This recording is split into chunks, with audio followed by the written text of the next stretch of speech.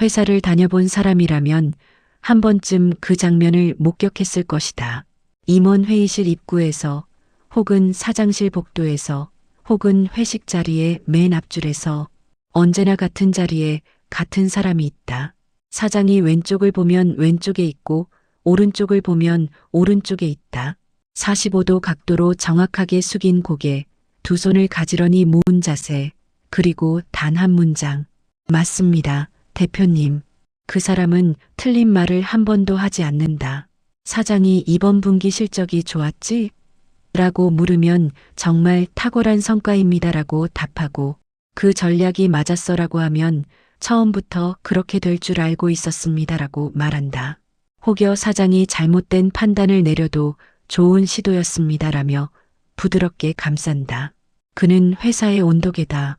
권력의 기온이 어떻게 변하는지 누구보다 빠르게 감지하고 그에 맞추어 자신의 언어와 태도를 조율한다.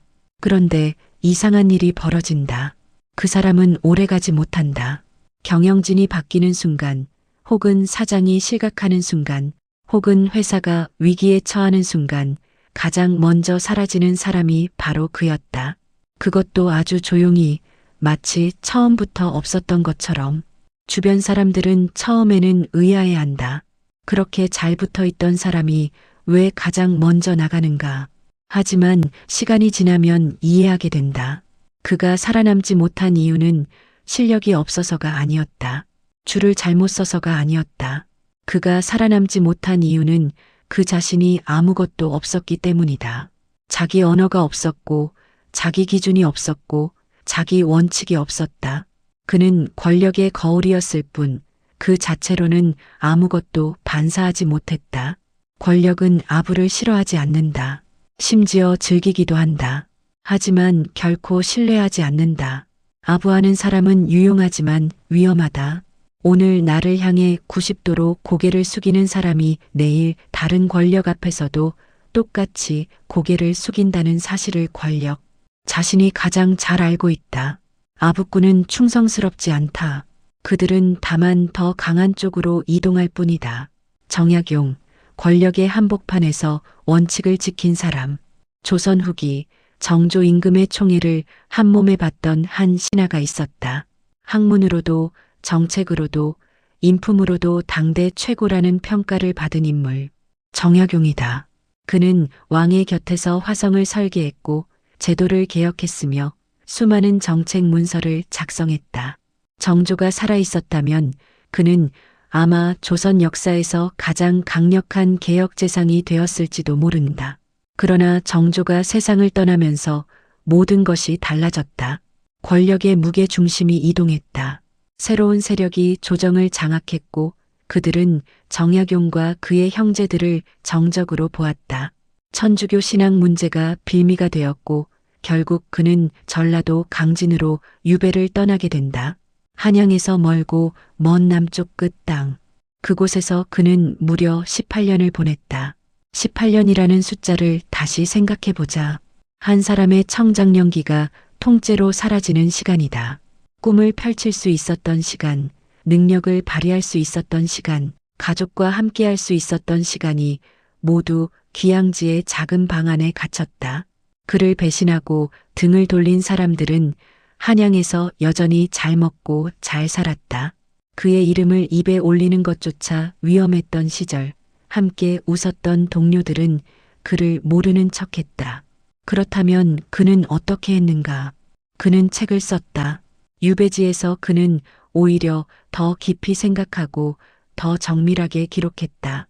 목민심서, 경세유표, 흠음신서, 그의 대표작들이 모두 유배 기간에 완성되거나 구상되었다. 권력을 잃은 자리에서 그는 권력 너머의 가치를 향해 붓을 들었다. 그리고 목민심서에 이런 구절을 남겼다. 청렴은 목민관의 본이다. 여기서 본은 뿌리다. 뿌리가 썩으면 아무리 무성한 가지도 오래가지 못한다. 그가 말한 청렴은 단순히 돈을 훔치지 않는 것이 아니었다. 자기 자신에게 솔직한 것, 원칙에서 벗어나지 않는 것, 권력자의 눈치가 아니라 백성의 삶을 기준으로 삼는 것, 그 전체를 포괄하는 말이었다. 그는 또 이런 뜻을 남긴다. 윗사람의 눈치를 보는 자는 백성을 두려워하지 않는다. 이 문장은 단순해 보이지만 그 안에 담긴 통찰은 깊다. 눈치를 보는 사람은 결국 더 강한 쪽으로 이동한다. 오늘의 권력자에게 몸을 낮추는 사람은 내일 더 강한 권력자가 나타나면 그쪽으로 방향을 바꾼다. 그에게는 원칙이 없고 나침반이 없다. 오직 더 강한 자기장이 있을 뿐이다. 그런 사람이 백성을 위한 정책을 펼칠 수 있겠는가? 그런 사람이 불편한 진실을 말할 수 있겠는가? 그런 사람이 위험한 결정을 막아설 수 있겠는가? 정약용의 답은 없다였다. 그래서 그는 달리 행동했다. 권력자의 기분에 맞추지 않았다. 제도와 원칙에 충성했다. 그 결과는 가혹했다. 유배라는 처벌, 가족과의 이별, 세상에서의 지워짐. 그러나 그가 선택한 길의 끝에는 무엇이 남았는가? 200년이 지난 지금도 우리가 읽는 이름이 남았다. 다시 회사 이야기로 돌아오자. 조직 생활을 하다 보면 두 종류의 사람을 만나게 된다. 한 유형은 권력에 민감한 사람이다. 누가 실세인지, 어느 줄이 유리한지, 누구의 말이 통하는지 항상 파악하고 있다. 그들은 회의실에서 발언하기 전에 먼저 상사의 표정을 읽는다. 어디에 앉을지, 누구 옆에 설지, 어떤 의견을 지지할지를 모두 전략적으로 계산한다. 그들은 조직의 정치 지형도를 머릿속에 항상 갱신하고 있다. 다른 유형은 기준에 민감한 사람이다. 그들은 상사의 표정보다 문제의 본질을 먼저 본다. 회의에서 전원이 찬성할 때 조용히 손을 들고 말한다. 이 부분은 위험합니다. 그 말은 당장은 불편하다. 분위기를 깨는 것처럼 보인다. 어쩌면 잠시 눈밖에 나기도 한다. 그런데 시간이 지나면 묘한 일이 생긴다. 사람들이 그를 찾는다. 중요한 결정을 앞두고 어려운 상황이 닥쳤을 때 저 사람한테 한번 물어보자는 말이 자연스럽게 나온다. 왜인가? 그가 항상 맞는 말을 해서가 아니다. 그가 항상 옳아서가 아니다. 그가 예측 가능하기 때문이다. 그는 오늘도 내일도 1년 후에도 같은 기준으로 같은 자리에 서 있을 것이라는 신뢰. 그 신뢰가 쌓여서 그 사람의 자산이 된다. 권력은 편한 사람을 남기지 않는다. 예측 가능한 사람을 남긴다. 아부꾼은 편하다. 항상 동의해주고, 항상 칭찬해주고, 항상 기분을 좋게 해준다. 하지만 예측할 수 없다. 그가 정말로 그렇게 생각하는지 아니면 그냥 맞춰주는 것인지 알 수가 없다. 위기의 순간에 그가 내 편에 서줄 것인지 아니면 더 강한 쪽으로 이동할 것인지 알 수가 없다. 그래서 아부꾼은 쓸모 있어도 신뢰받지 못한다. 반면 기준이 분명한 사람은 불편할 수 있다. 동의하지 않을 때 동의하지 않는다고 말하고 잘못되었을 때 잘못되었다고 말한다. 하지만 예측 가능하다. 그가 오늘 나에게 동의했다면 그건 진심이다. 그가 반대한다면 그건 이유가 있다. 그의 침묵은 무관심이 아니라 생각 중이라는 신호다. 그래서 그는 시간이 쌓일수록 신뢰가 쌓인다. 직장에서 오래 살아남는 사람의 공통점을 생각해보면 이렇다. 할 말은 하되 감정은 씻지 않는다. 틀렸다고 생각하면 말하지만 상대를 공격하지 않는다. 말의 칼날은 문제를 향하지 사람을 향하지 않는다. 동조는 하되 영혼은 넘기지 않는다. 다수의 의견을 존중하고 흐름을 따르지만 자신의 판단을 완전히 포기하지 않는다. 책임은 지대줄은 서지 않는다. 자신의 일에는 끝까지 책임을 다하지만 특정 파벌에 속하지 않는다. 어느 쪽 권력이 무너져도 자신이 무너지지 않도록. 이것이 조직에서의 청렴이다. 정약용이 말한 청렴을 현대 직장 언어로 번역하면 바로 이것이다. 정치의 세계는 이 법칙이 더 극명하게 드러나는 무대다. 한국 현대 정치사를 돌아봐도 마찬가지다. 정권이 바뀌면 그 직전까지 가장 열심히 붙어 있던 사람들이 가장 먼저 정리된다. 새 권력 입장에서 그들은 위험하다. 과거 권력에 너무 깊이 얽혀 있어서가 아니다. 그들의 충성이 조건부라는 사실을 새 권력도 알고 있기 때문이다. 오늘 나에게 붙어 있는 그들이 내일 더 강한 힘이 나타나면 그쪽으로 이동한다는 것을. 그래서 새 권력은 그들을 쓸 수는 있어도 신뢰하지 않는다. 반면 이런 사람도 있다. 권력이 있을 때도 할 말을 했고 권력이 없을 때도 자신의 자리를 지킨 사람.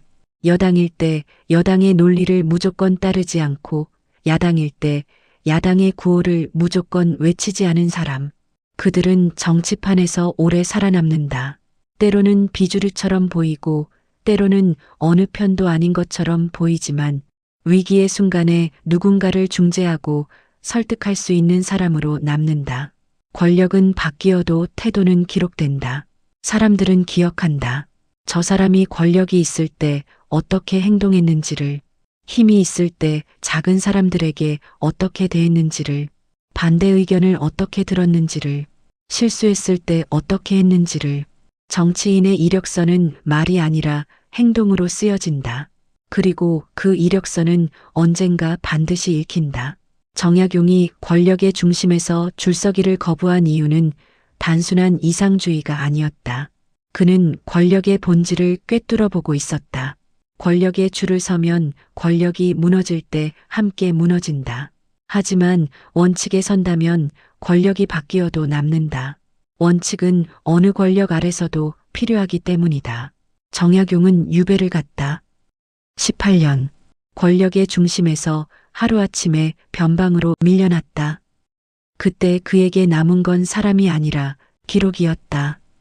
같이 웃던 사람들, 같이 줄을 섰던 사람들, 대부분 돌아섰다. 그는 그걸 몰랐을까? 알았다. 그래서 더 분명히 선택했다. 권력에 붙어 남는 대신 원칙에 서서 기록에 남는 길. 그가 지킨 단 하나의 선은 이것이었다. 나는 사람에게 줄 서지 않는다. 기준에 선다. 그 대가는 유배였다 하지만 결과는 200년의 이름이었다. 기준을 지킨다는 것은 말처럼 쉽지 않다. 조직 안에서, 권력 앞에서, 다수의 압력 앞에서 자신의 판단을 유지하는 것은 상당한 용기를 필요로 한다. 아무도 나를 지지하지 않을 때, 모두가 동의하는 방향이 명백히 잘못되어 보일 때, 그 자리에서 저는 이렇게 생각합니다라고 말하는 것. 그것은 단순한 발언이 아니다. 그것은 자기 자신에 대한 선언이다. 많은 사람들이 착각하는 것이 있다. 기준을 지키는 것이 인간관계를 해친다고 생각한다. 반대 의견을 말하면 미움받는다고 생각한다. 하지만 실제로 조직에서 오래 관찰해보면 다른 사실을 발견하게 된다. 사람들은 자신에게 동의해주는 사람을 좋아하지만 신뢰하지는 않는다. 사람들은 자신에게 가끔 불편한 말을 해주는 사람을 처음에는 불편해하지만 결국 신뢰하게 된다. 왜냐하면 그 불편한 말이 진심이라는 것을 알기 때문이다. 기준이 있는 사람의 칭찬은 무겁다. 그 사람이 잘했다고 할 때 그것은 분위기를 맞추는 말이 아니라 진짜 평가다. 기준이 있는 사람의 지적은 쓰다. 하지만 그 쓴맛 안에 진심이 들어있다는 것을 받는 사람도 안다. 그래서 기준이 있는 사람은 오래가면 갈수록 주변에 사람이 모인다. 아부꾼 주위에는 이해관계자만 모이지만 원칙 있는 사람 주위에는 진짜 사람이 모인다. 정약용이 유배 생활 18년 동안에도 제자들이 찾아온 이유가 여기에 있다. 그는 권력이 없었다. 지위도 없었다. 줄 수 있는 것도 없었다. 그러나 그에게는 기준이 있었다. 그 기준에서 나오는 가르침이 있었다. 그래서 사람들은 그를 찾았다. 귀인을 원한다면 아부하지 마라. 인생을 살다 보면 귀인을 만나고 싶어진다. 나를 알아봐주는 사람, 나를 도와주는 사람, 나의 가치를 높이 평가해주는 사람. 그런 귀인을 만나기 위해 어떤 이들은 줄을 서고 아부를 한다. 힘 있는 사람 옆에 붙어서 잘 보이려 한다. 하지만 아부는 귀인을 데려오지 않는다. 아부는 이해관계자를 데려온다. 그들은 내가 유용할 때만 곁에 있다. 내가 무너지면 사라진다. 나를 통해 얻을 것이 없어지면 떠난다. 그것은 귀인이 아니다. 그것은 나를 이용하는 사람이다. 진짜 귀인은 아부에 감동하지 않는다. 진짜 귀인은 원칙에 반응한다. 내가 압박 앞에서 기준을 지키는 모습을 보고 저 사람은 믿을 수 있다고 판단한다. 내가 불편한 진실을 말했을 때 저 사람은 솔직하다고 기억한다. 내가 줄서기를 거부했을 때 저 사람은 독립적이다고 평가한다. 귀인을 원한다면 먼저 귀인에 걸맞은 사람이 되어야 한다. 그리고 귀인에 걸맞은 사람은 아부하는 사람이 아니라 기준이 있는 사람이다. 정약용은 귀인을 찾지 않았다. 그러나 200년이 지난 후에도 수백만 명의 사람들이 그의 책을 읽고 그의 이름을 부른다. 그것이 역사가 그에게 준 귀인이다. 시간이 귀인이 된 것이다. 권력은 오래가지 않지만 기준을 지킨 사람은 남는다. 마지막으로 정리해보자. 권력은 편한 사람이 아니라 예측 가능한 사람을 곁에 둔다. 아부는 자리를 주지만 신뢰를 주지 않는다. 줄을 서면 그 줄이 무너질 때 함께 무너진다. 원칙에 서면 권력이 바뀌어도 자신은 남는다. 직장에서도 마찬가지다. 기준이 분명한 사람은 처음에는 불편할 수 있지만 시간이 지날수록 신뢰가 된다. 할 말을 하되 감정을 씻지 않는 사람, 동조하되 영혼을 팔지 않는 사람, 책임은 지대줄은 서지 않는 사람. 그런 사람이 결국 오래 남는다. 정약용은 이것을 삶으로 보여줬다. 그는 권력에 아부하지 않았다. 그 대가로 유배를 갔다. 그러나 그의 이름은 200년이 지나도 살아있다. 그를 유배 보낸 권력자들의 이름을 지금 몇 명이나 기억하는가? 권력은 오래가지 않는다. 기준을 지킨 사람은 남는다. 그리고 끝내는 기록이 된다. 저는 이렇게 생각합니다. 이 한 문장이 10번의 동조보다 무겁다. 아부는 자리를 준다. 원칙은 이름을 남긴다. 당신은 어떤 부류의 사람입니까? 한번 사용되고 버려질 사람입니까? 자신의 기준을 지켜 쓰임이 있는 사람입니까? 진정한 나를 찾으시기를 바랍니다. 계속해서 따뜻한 이야기와 함께 하고 싶으시다면 구독과 좋아요로 편하게 만나실 수 있습니다.